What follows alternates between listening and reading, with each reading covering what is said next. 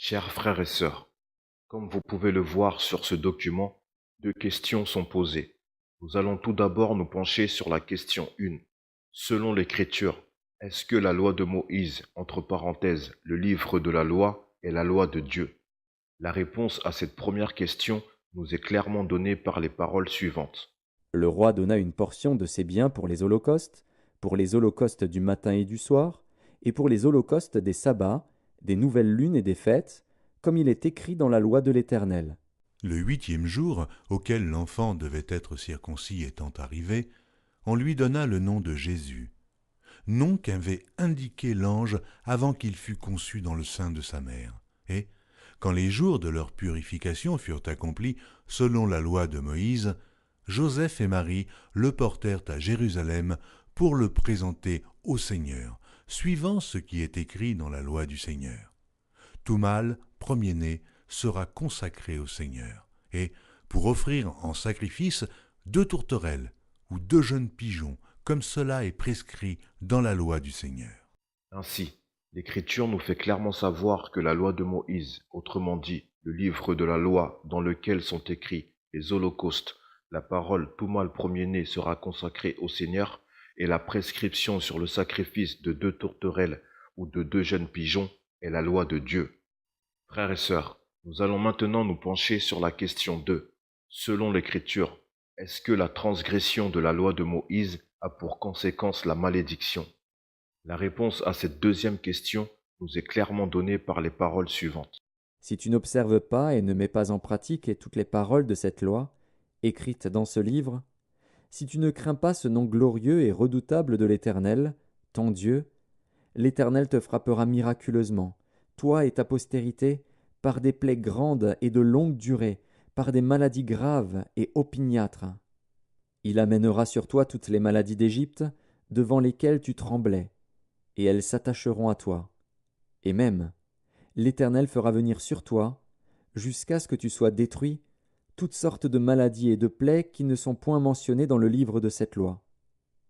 Après avoir été aussi nombreux que les étoiles du ciel, vous ne resterez qu'un petit nombre, parce que tu n'auras point obéi à la voix de l'Éternel, ton Dieu.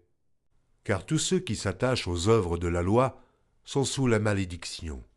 Car il est écrit, maudit est quiconque n'observe pas tout ce qui est écrit dans le livre de la loi, et ne le met pas en pratique. Ainsi, l'Écriture nous fait clairement savoir que la transgression de la loi de Moïse, autrement dit, la transgression de tout ce qui est écrit dans le livre de la loi, a pour conséquence la malédiction.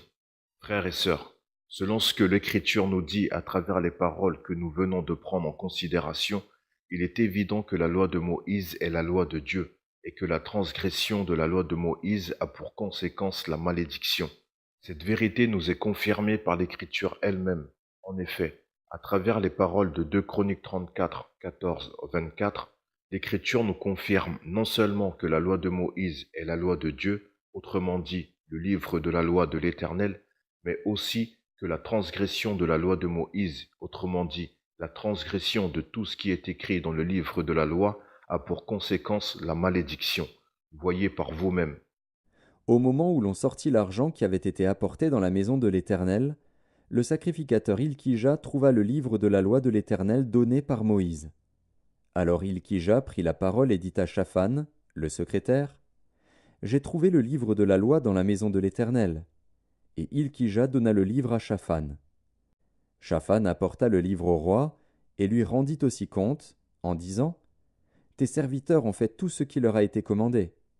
Ils ont amassé l'argent qui se trouvait dans la maison de l'Éternel et l'ont remis entre les mains des inspecteurs et des ouvriers. » Shaphan, le secrétaire, dit encore au roi, « Le sacrificateur Ilkija m'a donné un livre. » Et Shaphan le lut devant le roi. Lorsque le roi entendit les paroles de la loi, il déchira ses vêtements.